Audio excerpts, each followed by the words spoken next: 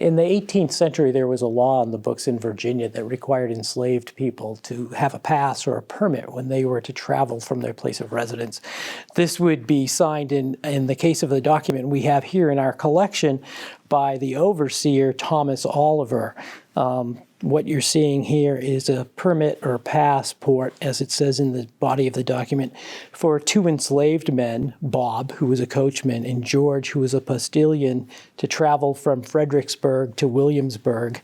They were coming here with some horses and a carriage to pick up James Mercer and bring him back to Fredericksburg.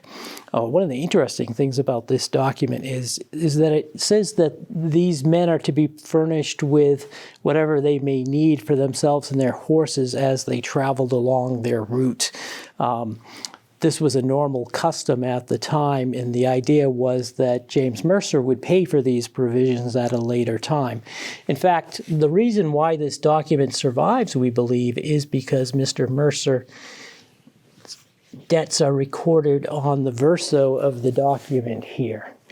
So these debts are what would be paid by him later.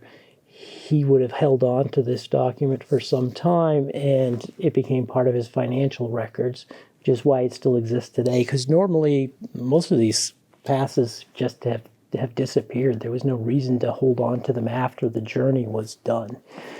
This is the only one of these documents in our collection.